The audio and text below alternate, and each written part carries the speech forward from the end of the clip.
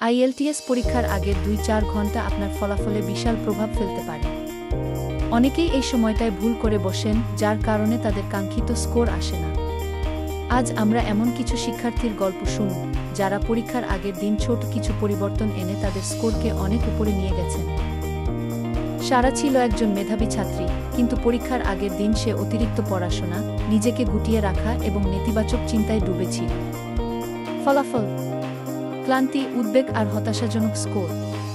পরে সে বুঝতে পারল তার মূল সমস্যা ছিল পরিবারকে হতাশ করার ভয়। পরের বার সারা সন্ধ্যা ৬টার পর পড়া বন্ধ করে দিল।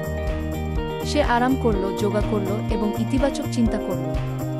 পর্যাপ্ত ঘুমালো এবং সকালে বাবা মায়ের উৎসাহব্যঞ্জক বার্তা পড়ল।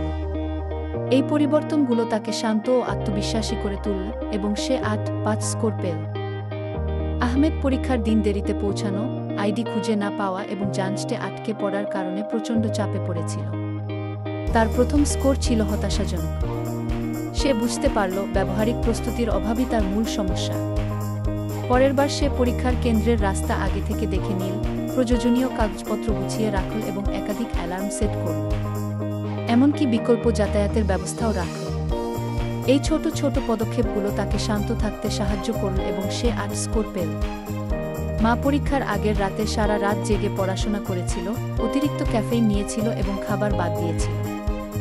এর ফলে পরীক্ষার হলে তার মন বিক্ষিপ্ত হয়ে গিয়েছিল। সে বুঝতে পারল শারীরিক সুস্থতা ছাড়া মস্তিষ্কের সঠিক কার্যকারিতা সম্ভব নয়। পরের বার মা পর্যাপ্ত ঘুমালো, পুষ্টিকর খাবার খেল এবং পর্যাপ্ত পানি পান করল। হালকা ব্যায়াম করল এবং আরামদায়ক পোশাক পরল। এই পরিবর্তনগুলো তাকে সতেজ ও মনোযোগী থাকতে সাহায্য করল এবং সে ৭.৫ স্কোর পেল। কার্লা একজন সফটওয়্যার ইঞ্জিনিয়ার হওয়া সত্ত্বেও পরীক্ষার আগের দিন শুধু স্প্যানিশে কথা বলেছিল। এর ফলে পরীক্ষার হলে তার ইংরেজি বলতে সমস্যা হচ্ছিল। সে বুঝতে পারল পরীক্ষার আগে ইংরেজিতে অভ্যস্ত থাকা কতটা জরুরি।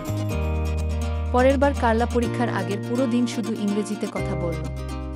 সে ইংরেজি পডকাস্ট শুনল, ইংরেজি আর্টিকেল পড়ল এবং সহকর্মীদের সাথে ইংরেজিতে আলোচনা করল। এই অভ্যাস তাকে ইংরেজিতে সাবলীল থাকতে সাহায্য করল এবং সে তার কাঙ্ক্ষিত স্কোর পেল। এই গল্পগুলো থেকে আমরা শিখলাম যে পরীক্ষার আগের ২-৪ ঘন্টা শুধু পড়াশোনার জন্য নয়, বরং মানসিক, ব্যবহারিক, শারীরিক এবং ভাষার দিক থেকে নিজেকে প্রস্তুত করার জন্য গুরুত্বপূর্ণ। আপনার উদ্বেগ বা সমস্যার মূল কারণ খুঁজে বের করুন এবং সে অনুযায়ী পদক্ষেপ নিন। মনে রাখবেন, আপনার আইএলটিএস স্কোর আপনার যোগ্যতার একমাত্র মাপকাঠি নয়।